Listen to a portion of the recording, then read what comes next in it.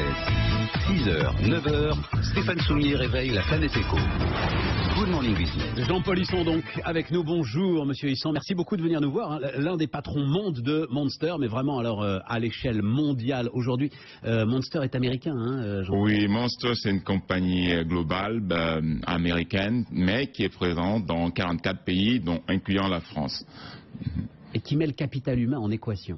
Oui, le capital humain. Vous avez devant vous un gros bouquin, je suis surpris d'ailleurs, alors on va parler de data, on va parler du monde numérique et je suis surpris que ce soit encore imprimé sur un livre en papier, l'ensemble de vos équations là. Oui, c'est très intéressant, mais je pense qu'on respecte quand même l'habitude humaine qui est, pour moi, il faut pouvoir par exemple signer, ce serait très difficile de signer du numérique, donc quand je donne des conférences, que je dois parler de People Analytics, donner un livre qui est signé, les gens sont toujours contents de partir avec une petite brique dans leurs mains. Vous avez entendu la phrase, hein, mesdames, messieurs, on respecte quand même, moi je rajouterais encore un peu de temps, les habitudes humaines. Voilà. Oui, absolument. Voilà.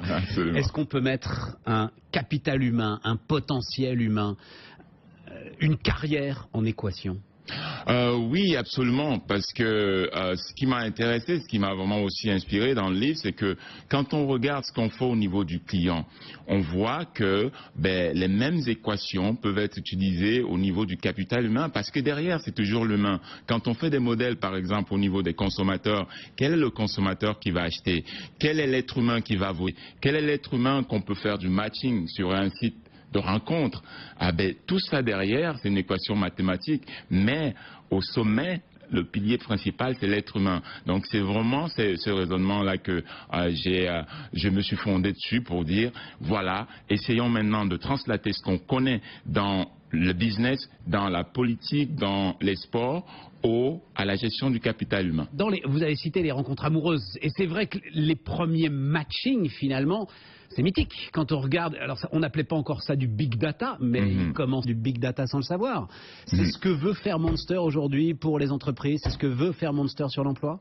Absolument, absolument. D'ailleurs, moi je dis toujours que Monster, avant même qu'on parle de big data, on était déjà dans le big data, parce que quand on prend un CV, le CV est constitué du texte, et 80% quand on dit big data, 80% des données c'est du texte, c'est des données non structurées, c'est le texte, c'est la voix, c'est la vidéo. Donc Monster, dès le départ, on dealait déjà avec le big data. On avait déjà cette complexité. Et notre but, carrément, c'est de dire comment est-ce que je peux créer un mariage parfait entre le chercheur d'emploi et l'employeur de notre côté. Et avec les technologies, puis les algorithmes de big data, ce qu'on fait, on arrive à aider les recruteurs à épargner beaucoup de temps pour procéder à la sélection des candidats avec des outils comme Talentbeam, comme Seymour qu'on a pour effectivement aller de l'avant, parce que en France hier on passait le bac de philo, philosophie. J'ai l'impression que ce que vous dites là, je vais le dire très tranquillement, hein, voilà, c'est là, est une atteinte à ma condition humaine. C'est-à-dire que la description que vous faites, je sais qu'elle est implacable. Alors le bouquin, il est en anglais. On n'en a pas encore lu le titre là. Si vous l'avez devant vous, voilà. Oui, on va le montrer à la télévision. Oui, People Analytics in the Era of Big Data. Voilà.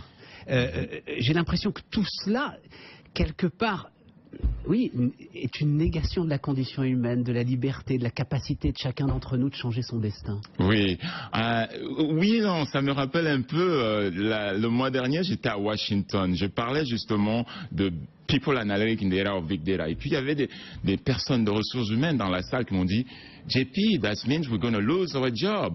That means an algorithm will take over our job. Ça veut dire on n'aura plus de travail. Les algorithmes vont faire ce qu'on est en train de faire en tant que ressources humaines. D'après moi, non. D'après moi, c'est juste un support. Il y aura toujours besoin d'un être humain pour interpréter, pour prendre la décision. Sauf qu'à un moment, vous allez dire, vous, monsieur, vous n'avez pas de place dans cette entreprise, ce n'est même pas la peine d'essayer d'y entrer. Non, justement. Alors, quand on regarde au niveau, pour bien comprendre ça, on fait un retour marketing. Vraiment, le marketing, avant les années 90, la venue d'Internet, où on pouvait suivre tous les clics. Quand quelqu'un achetait, on voit qu'il a acheté, il y a du trafic. Les marketeurs étaient tous des gourous créatifs. On disait, je pense que cette publicité fonctionne. Croyez-moi, elle fonctionne. Croyez-moi, elle fonctionne. Croyez-moi. Alors là, les CFO, ils ont dit, si ça fonctionne, montrez-moi le trafic, montrez-moi la conversion. Ils ont commencé à poser des questions. Alors au niveau ressources humaines, on est en train de dire, au lieu de se baser uniquement sur l'intuition, est-ce qu'on peut injecter un petit peu de l'analytique pour prendre les meilleures décisions? Sauf que l'analytique va prendre le pas. Il va se passer sur l'emploi ce qui se passe sur le marketing. L'analytique va prendre le pas sur l'intuition. C'est pas une question d'emploi. Autre chose, c'est pas mais c'est que l'analytique nous gouverne à un moment. Oui, mais quelque part, je pense que le challenge vraiment de l'être humain, c'est un peu de vivre avec ça. De vivre avec ça. Ouais. Mais le problème, c'est que on est habitué à prendre nos décisions, on est habitué à réfléchir, on est habitué. Je vois que quand on utilise l'analytique, ça nous permet peut-être de prendre de meilleures décisions que si on se basait simplement sur notre intuition. Je vais vous donner un exemple. Par exemple, quand on veut embaucher quelqu'un pour travailler au service à la clientèle, avant, on dit, est-ce que l'expérience en service à la clientèle, c'est fondamental. Des compagnies ont fait des études, justement avec l'analytique, pour démontrer que les gens sans expérience service à la clientèle pouvaient être aussi performants, même mieux que ceux qui avaient de l'expérience. Pourquoi? Loin de dresser des barrières, en fait, l'analytique peut ouvrir de nouvelles portes à des gens devant lesquels elles étaient fermées. Absolument. Absolument. Mais vous avez raison, il ne faut pas qu'on oublie l'intervention, la part de l'humain. Donc pour moi, l'analytique, c'est un complément.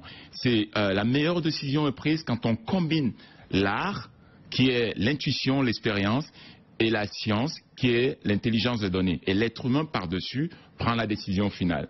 Donc c'est un peu ce que j'explique dans le bouquin, où vraiment on peut regarder le cycle de vie complet d'un talent, capital humain, et d'injecter graduellement l'analytique pour faire de meilleures prévisions, prendre les meilleures décisions. Quand il est rentré dans ce studio, parce que Jean Polisson, il est très haut cadre dirigeant d'une multinationale américaine, il n'a pas envie de parler de politique. Vous voyez, avec la messieurs. Et donc je lui dis, est-ce qu'on peut dire un mot du marché du travail français? Ouh, j'aimerais pas, j'ai pas envie de parler politique. Vous aviez raison, c'était beaucoup plus intéressant finalement que de parler du marché du travail français. Mais enfin quand même, j'aimerais bien qu'il y ait un peu de big data pour nous expliquer pourquoi le marché du travail français est bloqué et pourquoi est-ce qu'on se contente de 10% de chômage quand même. On est peut-être l'un des rares pays au monde où on trouve à peu près normal de vivre avec 10% de chômeurs.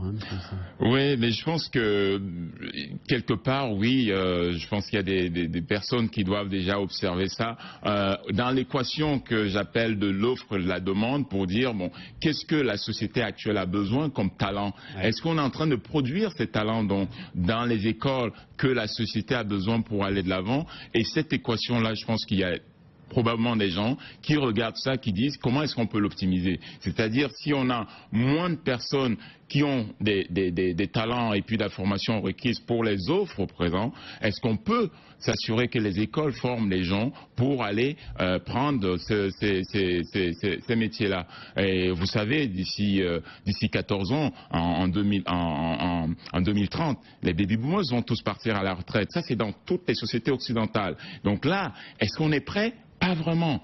Et c'est là où, dans toutes les sociétés, que ce soit en Amérique du Nord ou en Europe, ici en France, on est obligé de se dire qu'est-ce qu'on peut faire pour la planification de ces ressources-là? Est-ce que nos sociétés sont prêtes, avec les formations des écoles aujourd'hui, pour faire face au monde de demain, pour faire face à la demande du marché du travail?